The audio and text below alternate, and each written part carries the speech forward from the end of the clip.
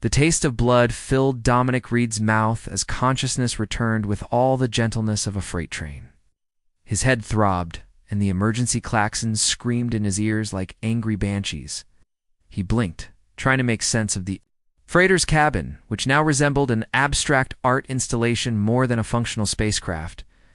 "Status report," he croaked, odd voice rough from the smoke filling the cabin. The ship's AI responded with unnerving cheerfulness. "Catastrophic systems failure. Hull integrity at 42%. Life support functioning at minimal capacity. Estimated survival time, 6 hours, 17 minutes. "Fantastic," Dominic muttered, unstrapping himself from the pilot's chair. "Destination? Have crash-landed on Proxima Centauri B's third moon. Local temperature is minus 70 degrees Celsius and falling." Dominic winced as he stood, his ribs protesting sharply. Nothing felt broken, but everything hurt. The magnetic boots engaged with a satisfying click against the floor, providing at least some stability in the tilted cabin. "Any idea what happened?" he asked, limping toward the emergency supply locker. "Negative. Sensor data indicates an energy surge of unknown origin approximately 3 minutes before system failure." Dominic frowned. Ow. He'd been hauling mining equipment to the Proxima colony routine work that paid the bills, but rarely involved mysterious energy surges or crash landings. Something wasn't adding up. He reached the supply locker and pulled out the emergency med kit. As he injected a painkiller into his neck, a soft noise from the cargo bay caught his attention. His hand moved instinctively to the pulse pistol at his hip. "Computer, is there someone else aboard?" "Negative. Crew manifest lists only Dominic Reed, pilot." The sound came again, a metallic scraping, followed by what might have been a groan. Dominic moved cautiously toward the cargo bay, pistol drawn. The door was jammed, bent inward from the impact. He braced himself against the wall and kicked once, twice, and on the third try, it gave way with a screech of protesting metal. The cargo bay was in chaos. Containers had broken free from their moorings, spilling mining equipment across the floor. Emergency lights cast eerie blue shadows over the wreckage. And there, pinned beneath a fallen support beam, was a figure that definitely hadn't been. On the manifest, "Who the hell are you?" Dominic demanded, keeping his pistol trained on the intruder. She looked up, and Dominic felt his breath catch. Her skin was a pale lavender, almost luminescent in the dim emergency lighting. Silver markings traced elegant patterns across her forehead and down her cheeks. Her eyes were the deep indigo of space itself, with no whites, just endless color that seemed to shift like nebulae. Her hair fell in platinum waves around a face that was almost human, yet undeniably alien. "Please," she whispered, her voice melodic and strange. "Help me." Dominic hesitated, suspicion warring with basic human decency. "You're a stowaway on my ship." "Yes," she winced as she tried to move. "And I apologize for the deception, but I had no choice." "Did you cause this crash?" he demanded, not lowering his weapon. She met his gaze steadily. "Not intentionally, but they may have followed me. The crash is... likely my fault. They." "Who's they?" "It's the ones I'm running from." She grimaced in pain. "My people," Dominic cursed. Under his breath, the last thing he needed was an alien fugitive on his crashed ship. But she was clearly injured, and he wasn't about to let someone die, stowaway or not. "If I help you, you tell me everything," he said, holstering his weapon and moving to the beam, pinning her down. Deal," she agreed, relief washing over her features. Dominic braced himself against the beam. "What's your name, anyway?" "Nyla," she said, watching him with those unsettling indigo eyes. "My name is Nyla." "Well, Nyla," Dominic grunted as he lifted the beam just enough for her to slide free. "Welcome to the worst day of my career." She moved with surprising grace for someone who'd been trapped, though she favored her left side. "Thank you, I suspect. It's about to get worse." "Terrific," Dominic muttered, leading her toward the medical boudoir, what was left of it. "Computer revised survival estimate with 2 passengers. Calculating." The AI chirped. "Estimated survival time, 4 hours, 42 minutes. Outside the viewport, Darkness was falling across the moon's barren landscape. In the distance, the gas giant that this moon orbited filled half the sky with swirling storms of amber and crimson. Beautiful, if you weren't about to freeze to death on its inhospitable satellite. So, Dominic said, handing Nyla a thermal blanket. Start talking. What exactly did I just rescue, and why is it going to get me killed? Her eyes met his, and something passed between them, a moment of connection that felt strangely intimate. Despite the circumstances, I am the reason your world might survive, she said softly, or the reason it will be destroyed. The temperature in the crashed freighter dropped at an alarming rate. Dominic watched his breath form crystalline clouds in the air as he worked frantically to reroute power to the life support systems. The heating elements are completely fried, he muttered, closing the access panel with more force than necessary. And we've got maybe 3 hours before this place becomes an icebox. Nyla stood near the shattered viewport, her lavender skin seeming to absorb the ghostly light from the gas giant hanging in the sky. She shivered visibly, wrapping the thermal blanket tighter around her shoulders. My species evolved on a world with triple suns, she explained, her voice trembling slightly. We are not built for cold. Dominic studied her, still not entirely convinced that helping her was his wisest choice. But something in those indigo eyes spoke of genuine fear and not just of the dropping temperature. The emergency shelter module might still be intact, he said finally. It's designed to maintain heat even in vacuum conditions. They made their way to the rear of the ship, navigating through corridors that now tilted at disorienting angles. The emergency shelter was essentially a reinforced capsule built into the ship's frame, meant to protect crew during catastrophic failures. It was small, designed for one person, but it was their best chance. It's functioning, Dominic said with relief, as the door slid open to reveal the pod's interior. Get in, Nyla hesitated. There is not enough space for both of us. There's enough if we don't mind getting cozy, Dominic replied, checking the power levels. Unless you'd prefer to freeze to death with personal space intact. A small smile touched her lips, the first he'd seen. My people consider personal space a luxury, not a necessity. They settled into the cramped pod, their bodies pressed together by necessity. Dominic activated the thermal regulators, and blessed warmth began to fill the small space. He was acutely aware of Nyla beside him, her alien scent reminiscent of something like ozone and citrus. Now, he said, turning to face her as much as the confined space allowed, you promised me answers. Nyla was quiet for a long moment, her strange eyes focused on something distant. My people call themselves the Viridian Collective. We are conquerors. Great, Dominic muttered. I'm trapped in a freezing emergency pod with an alien invader. I am no invader, she said sharply. I am a deserter, traitor to my kind, they would say. Her voice softened. Or perhaps the only one who remembers what we once were. As the pod warmed, she began to explain. The Viridians had once been explorers, scientists, seekers of knowledge. But over centuries, they had transformed into something else, a species that viewed the galaxy as their birthright. They have developed something called the Harmony Protocol, she continued, her fingers tracing absent patterns on the thermal blanket they now shared. It modifies the neurochemistry of entire species through atmospheric release.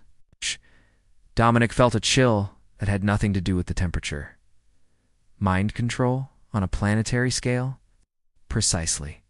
It renders the affected population compliant, docile, without eliminating intelligence. The perfect workforce.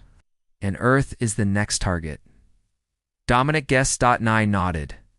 Your world has two things, the collective values, rare mineral resources, and a genetically diverse population with high adaptability. They've been observing your planet for decades, so you're what, a conscientious objector? She smiled sadly. I was chief neurological designer on the Harmony Project, created the formula that would have enslaved your species. Dominic instinctively pulled away, as much as the small space allowed. You designed it?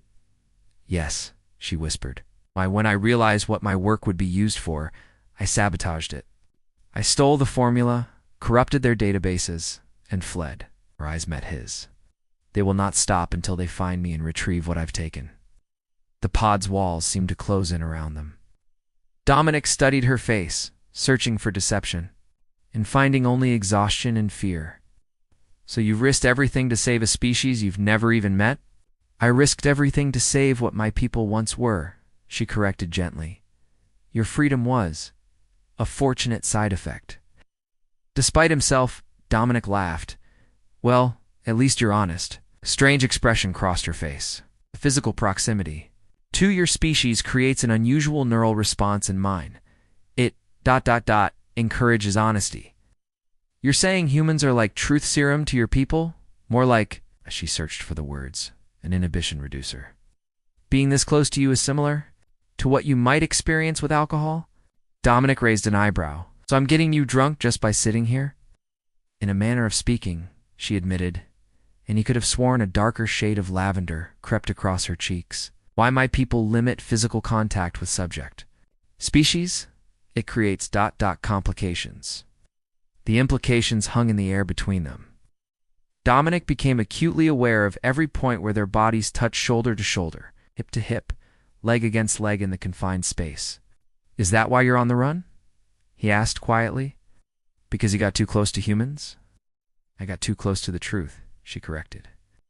I remembered what it meant to connect with another being, to value something beyond conquest. Her hand moved unconsciously toward his butt, stopped just short of touching. My people would say I'm contaminated by empathy. Outside the pod, the ship's systems continued to fail. The AI's voice came through, distorted by damage, external temperature dropping. Estimated 57 minutes until critical failure of remaining life support. Dominic studied the alien woman beside him, this deserter from a conquering race, who'd risked everything to save a world she'd never even visited. Despite his better judgment, he found himself believing her. If we survive this, he said, how do we warn Earth? Hope flickered in her indigo eyes. I have a quantum transmitter. If we can integrate it with your ship's communication array, we might be able to send a message that the collective can't intercept, and bring your people right to us in the process, Dominic noted. Notch nodded solemnly. Yes, that is the risk we take. In the cramped emergency pod, as the wrecked ship creaked and groaned around them, their eyes met and held. Two strangers from different worlds, united by circumstance and an impossible choice. We should rest while we can, Dominic finally said. When the storm passes, we'll try to reach the array. As if responding to his words, Nyla's body relaxed against his, her head coming to rest naturally on his shoulder. Act. The contact sent an unexpected warmth through him that had nothing to do with the pod's thermal regulators. Thank you, she murmured, her voice already heavy with exhaustion, for not leaving me under that beam. Dominic found himself smiling into the darkness. Don't thank me yet. We're still probably going to die. Her soft laugh vibrated against his shoulder. Perhaps. Not alone. Morning on the nameless moon brought no comfort. The storm had passed, but the temperature outside remained lethal. Dominic emerged from the emergency pod stiff and aching, his mind still processing everything Nyla had told him. The ship's condition was worse than he'd feared. Hull breaches in the cargo section had been automatically sealed, but the makeshift repairs wouldn't hold indefinitely. The communications array had been damaged, but not destroyed, a small mercy in their catalog of disasters. Your technology is optimative, Nyla observed as they examined the CUM system. She'd removed a small device from her form-fitting suit, a crystalline object that pulsed with internal light, but perhaps compatible. Primitive technology got us to other stars, Dominic pointed out, slightly defensive. A smile played at the corners of her mouth. Yes, it's one of the things my people find most fascinating about humans. You achieve so much with so little. I'll take that as a compliment, he said, reaching for his toolkit. So what exactly is that thing? A quantum entanglement transmitter, she explained, holding up the crystal. It creates temporary wormholes in the communication substrate of space-time. Dominic stared at her. Hey, I understood about 3 words of that, right? Her laughter was unexpected, musical, and light. It sends messages instantly across any distance, but ... But it also broadcasts our location to anyone with the right receiver, Dominic finished. including your friends in the collective. They are not my friends, she said softly. Not anymore. They worked in companionable silence, Dominic following Nyla's instructions to integrate the alien technology with the ship's systems. It was delicate work, requiring precision despite the cold that made his fingers clumsy and stiff. Nyla moved with graceful efficiency, her knowledge of both technologies impressive. How did you learn so much about human systems? Dominic asked, as they connected the final circuit. I studied your broadcasts, your data transmissions, she admitted. Before I left, I consumed everything I could about Earth. I wanted to understand what I was saving. And what did you learn? She paused, those indigo eyes thoughtful.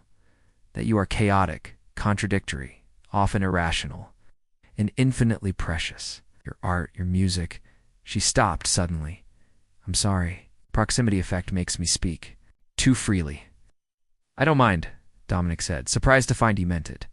It's refreshing, actually. Most humans I know aren't nearly so honest. Their hands brushed as they worked, and Dominic felt an electric current that had nothing to do with the circuitry. Each time their fingers touched, Nyla's breathing seemed to quicken slightly. He found himself creating reasons for those momentary contacts. Almost done, she said, her voice slightly breathless. The integration is working better than I expected. Don't sound so surprised, Dominic teased. Some of us primitives are pretty good with our hands. The look she gave him made his heart race, I've noticed. The crystal began to pulse more rapidly as they completed the final connections. Its light cast Nyla's face in an ethereal glow, highlighting the silver markings that traced their way down her cheeks like elegant tears. It's working, she whispered. We can send the message. Dominic hesitated. Once we do this, how long until the collective can trace it? Ours, perhaps. Less if they're already searching this sector. And what happens when they find us? Her eyes met his, unflinching. They will kill me for treason. They might keep alive at least long enough to extract information about Earth's defenses. Sounds like a party I'd rather skip, Dominic muttered. We need to be ready to move once the message is sent. Nyla nodded. The emergency shuttle and the starboard BI, is it functional? If it survived the crash, maybe. It's short range, though. Designed for orbital transfers, not interstellar travel. It doesn't need to take us far, she said. Just far enough to hide. The crystal pulsed between them, ready to broadcast there. Warning to Earth and their location to the collective. Lila's fingers hovered over it, trembling slightly. Are you sure about this? Dominic asked quietly. Once you do this, there's no going back. I left back behind when I stole the formula, she said with a sad smile. This was always how it would end. Before he could respond, she pressed her palm against the crystal. It flared with brilliant light, and a high, pure tone filled the cabin. Data streamed from the crystal into the ship's communication Artha. Formula for the Harmony Protocol. The planned invasion timeline. The weaknesses in the Viridian technology that Earth could exploit. It's done, she whispered, as the crystal's light faded. Earth has been warned. Dominic found himself reaching for her hand, entwining his fingers with hers. They were surprisingly similar, the same structure, the same warmth, their skin against. His felt right somehow, as if they'd been designed to fit together despite evolving on worlds light years apart. We should check that shuttle, he said, not letting go of her hand. As they moved through the damaged ship, the AI suddenly announced, Proximity alert, unidentified vessel approaching. They froze, looking at each other in alarm. How long? Dominic demanded. Vessel will reach our position in approximately 43 minutes. The collective? He asked Nyla. She closed her eyes, concentrating. Yes, I can feel them. A scout ship. Then we need to move. Now. They rushed toward the shuttle bay, racing against the clock. As they ran, Dominic realized with startling clarity that he was no longer just trying to save himself, or even Earth. He was trying to save her, this alien woman, who'd sacrificed everything for a world not her own. The shuttle bay doors were jammed. Dominic threw his weight against them, once, twice, until they gave way with a screech of protesting metal. Inside, the emergency shuttle sat untouched, a small teardrop-shaped craft designed for 2 people. It looks intact, he said, running. A quick diagnostic. Power cells at 80%. It'll fly. Nyla was staring at the approaching vessel now visible through the bay's viewport. It was sleek and predatory, unlike any ship Dominic had ever seen. "They're coming faster than I expected," she said, her voice tight with fear. "We need to leave now." As Dominic prepared the shuttle for launch, Nyla suddenly placed her hand against his cheek. The touch sent waves of warmth through him, along with something else, a feeling of connection that transcended their different origins. "Whatever happens," she said softly, "know that meeting you was worth everything I've lost." Before he could respond, the ship shuddered around them as the Viridian vessel fired its first warning shot. The emergency shuttle broke free from the wrecked freighter, just as another blast from the Viridian ship tore through the hull. Dominic fought the controls, pushing the small craft to its limits as they skimmed the moon's barren surface. "They're following," Nyla said, monitoring the scanner. "But they're not firing to destroy. They want us alive," Dominic guessed, banking the shuttle hard around a jagged ridge of ice. "Specifically, they want you alive." "The formula," she confirmed. "Though the data has already been transmitted to Earth." The pursuit craft was gaining on them, its superior technology evident in the way it effortlessly matched their evasive maneuvers. Dominic pushed the shuttle lower, using the moon's terrain for cover. "There's a canyon network ahead," he said, reading the scanner. "If we can reach it, we might be able to lose them." Nyla's hand found his arm, her touch sending that now familiar warmth through him. "The shuttle isn't designed for that kind of flying. Good thing I'm not just a cargo hauler," Dominic replied with a grin that belied his fear. "I used to race skimmers back home. This is just a bigger version of the same game." He plunged the shuttle into the canyon, navigating by instinct as much as skill. The Viridian ship followed, but its larger size made the tight turns more challenging. For a few precious moments, they gained ground. "There's a cave system showing on the scanner," Nyla said suddenly. "If we can reach it, the mineral composition might mask our signature." Dominic nodded, veering toward the coordinates she indicated. The shuttle scraped against the canyon wall, sending a shower of sparks across the viewport, but he held course. The cave entrance loomed ahead, a dark mouth in the ice-covered rock face. Dominic cut the engines to minimal power and glided the shuttle inside, letting momentum carry them deep into the darkness. Only when they were swallowed by the cave's depths did he bring them to a complete stop. "Kill all non-essential systems," he instructed. "Anything that emits a signal?" They sat in near darkness, the emergency lights casting a soft blue glow over their faces.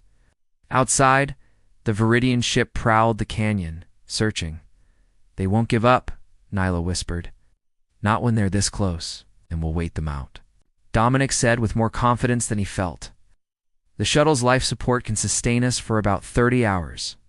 Maybe they'll assume we crashed."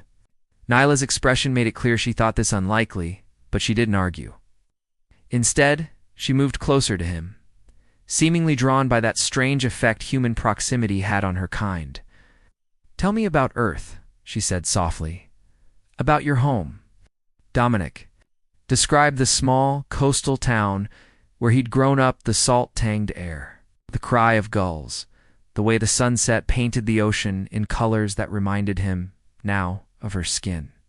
He told her about racing skimmers across the bay, about his dreams, of space that had eventually led him to become a freighter pilot.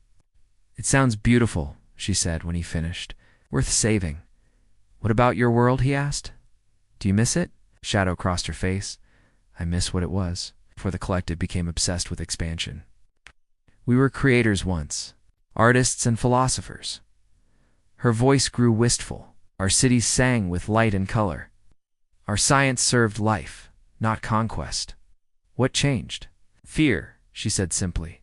"Fear of our own mortality, of being surpassed by younger species. We began to see difference as threat rather than opportunity."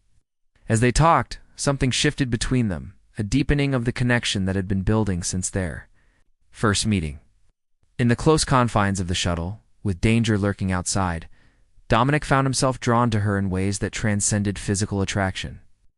"How do your people express affection?" he asked suddenly, the question clearly surprised. "We share thoughts through touch," she said.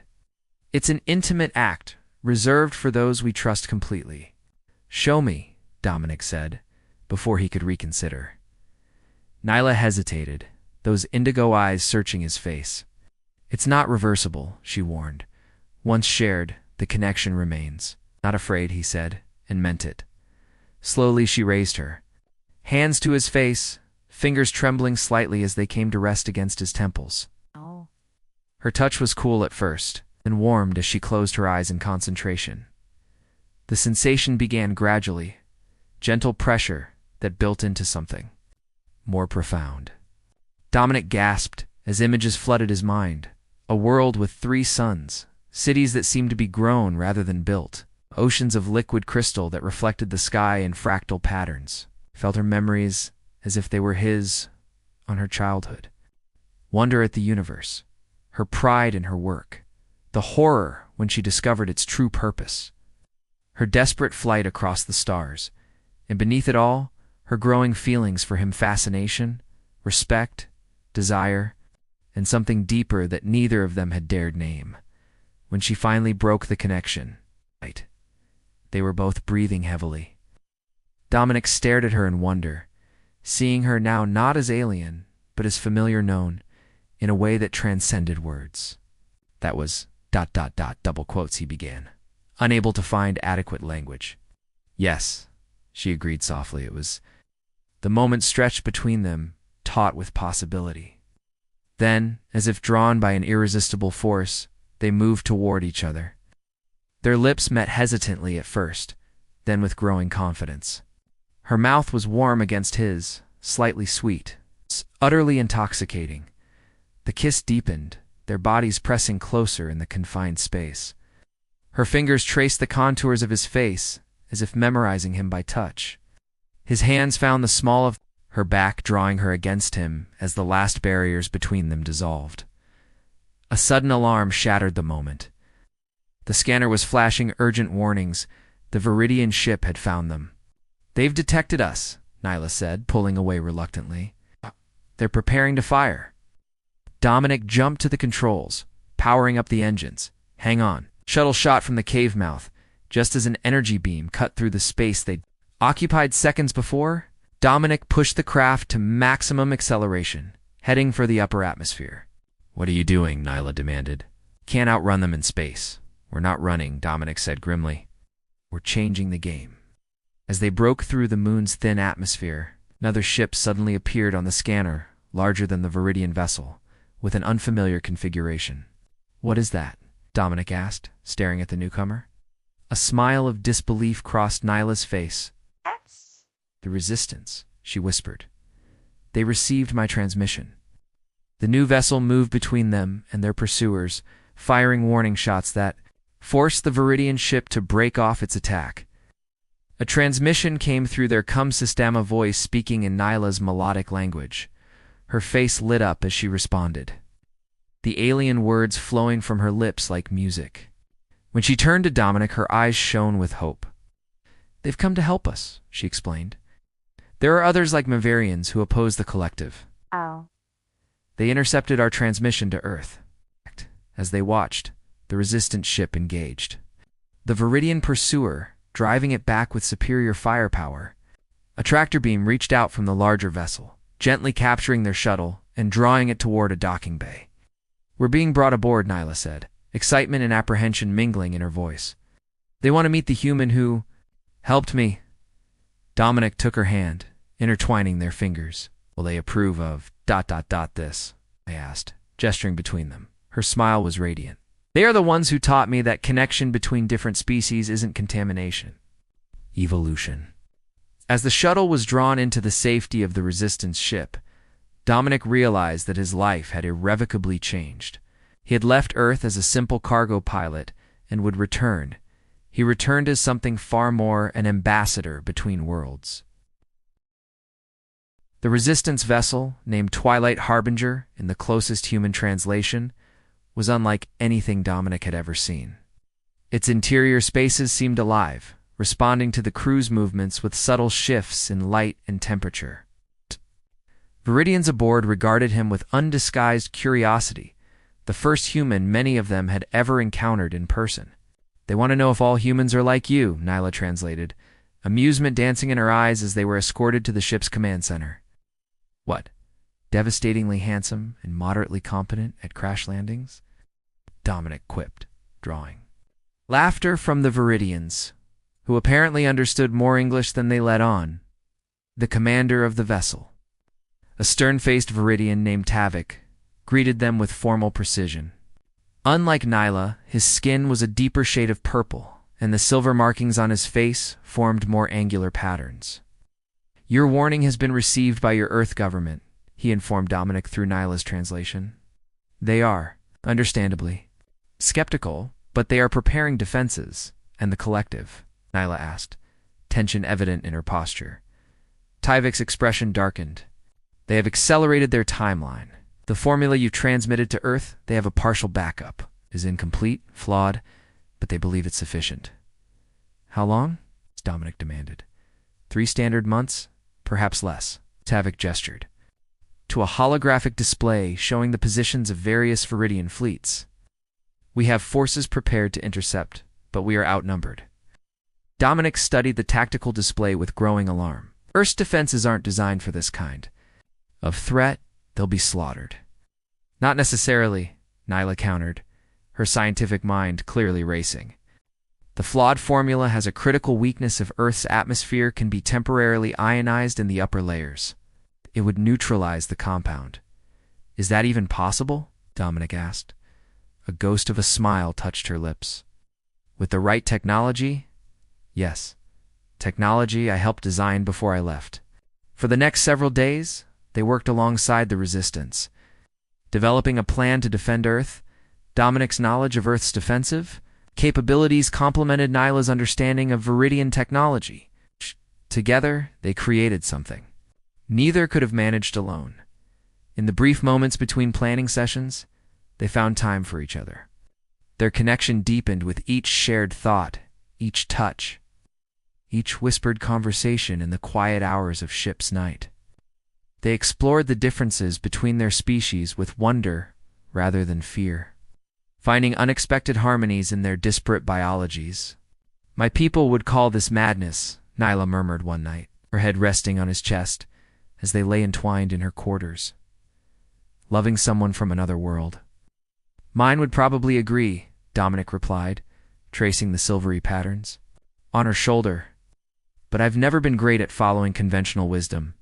Her laughter vibrated against him. "That much is evident. Does it bother you?" he asked more seriously. "That we're so different?" Nyla raised herself on one elbow to look at him, those indigo eyes reflecting starlight from the viewport beside them. "We are less different than you might think. The patterns that matter, the capacity for compassion, for courage, for love, those are the same." As the Resistance ship approached Earth, reality began to intrude on their newfound happiness. Decisions could no longer be postponed. "Earth's governments have agreed to meet with representatives from the Resistance," Tavik informed them. "They are ... cautiously receptive to an alliance." "And they want me there," Dominic guessed. "A human face to vouch for you," as Tavik confirmed. "And Nyla as well. Her knowledge of the Harmony Protocol is essential." The unspoken question hung between them. What would come after? Would Dominic return to his life as a freighter pilot? Would Nyla remain with the Resistance? Would they find a place together in a universe that had never contemplated their kind of bond? On their final night before reaching Earth, they stood in the observation dome, watching as the blue-green planet grew larger on the horizon. Home for him, an alien world for her. "I've been thinking," Dominic said, breaking the contemplative silence. "After this is over, after Earth is safe, what happens to us?" Nyla turned to him, her expression serious. "What do you want to happen?" "Want to be where you are?" he said simply.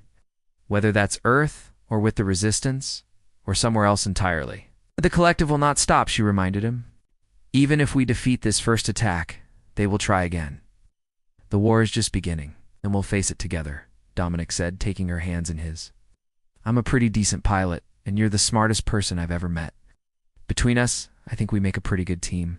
Her smile bloomed slowly like a sunrise. A human and a Viridian deserter. The universe won't know what to make of us. The universe will just have to adapt, he said, pulling her close. Because I'm not letting you go. As Earth filled the viewport, blue and welcoming, Dominic thought about how drastically his life had changed since that routine supply run. He had crashed on an alien moon, fallen in love with a woman from another world, and now stood on the precipice of an interstellar conflict that would determine the fate of humanity. Yet strangely, he felt more at peace than he had in years. Whatever came next, diplomatic negotiations, battles against the collective, building a life between two worlds, they would face it side by side. You know, Nyla said thoughtfully, there's an old Viridian proverb, stars do not fear crossing. The void defined each other. Dominic smiled, remembering the emergency pod where they had first truly connected, huddled together against the cold of space. I think I understand that now. As the ship prepared to enter Earth orbit, they sealed their commitment with a kiss of promise between two beings from different worlds who had found, against all odds, that the greatest distance in the universe was not between stars, but between hearts. And that distance they had already crossed in the vastness of space. With Earth shining below and countless stars above, they stood together, not human and alien, but simply two souls who had recognized in each other something precious and rare, a home that transcended boundaries of world and species. A love written not in the language of Earth or Viridia, but in the universal grammar of the heart.